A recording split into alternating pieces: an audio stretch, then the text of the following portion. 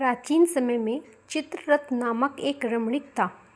इस वन में देवराज इंद्र गंधर्व कन्याओं तथा देवताओं सहित स्वच्छंद विहार करते रहते थे। मेधावी नामक ऋषि भी उसी वन में तपस्या कर रहे थे। ऋषि शिव उपासक तथा अप्सराएं शिव द्रोहिणी व अनंग अनुचरी थी। एक बार कामदेव ने मेधावी ऋषि का तप भंग करने के लिए उनके पास मंजू घोषा नामक अप्सरा को भेजा। युवावस्था वाले मुनि अप्सरा के हाव भाव, नृत्य, गीत तथा कटाक्षों पर मोहित हो गए और मंजू घोषा के साथ ही नित्य निवास करने लगे। मुनि को रति क्रीड़ा करते हुए 57 वर्ष व्यतीत हो गए।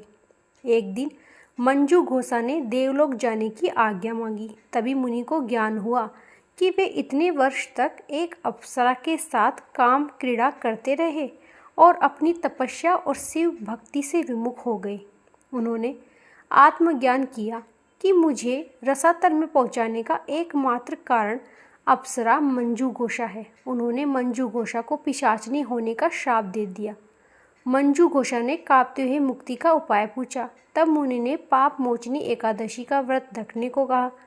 वह मुक्ति का उपाय बताकर पिता च्वन के आश्रम में चले गए। श्राप की बात सुनकर च्वन ऋषि ने पुत्र की ओर घोर निंदा से देखा। उन्होंने कहा कि पाप की भागीदारी अकेली मंजू घोषा नहीं, तुम भी उसके साथ इतने वर्षों तक काम क्रीड़ा में रत रहे, तो तुम भी पाप के बराबर के भागीदार हो। इसलिए तुम भी चैत्र माह की पाप मोचनी एकादशी का व्रत रखो, तभी तुम्हारी साधनाएं फलीभूत होंगी। पिता की आज्ञा से मेधावी ऋषि ने इस एकादशी का व्रत रखा। व्रत के प्रभाव से मुनि पाप मुक्त हुए और मंजू घोषा भी पिशाचनी देह से मुक्त होकर देवलोक चली गई। इस प्रकार जो भी प्राणी पाप मोचनी एकादशी का व्रत रखता है वह अपने सभी पापों से मुक्ति पा लेता है।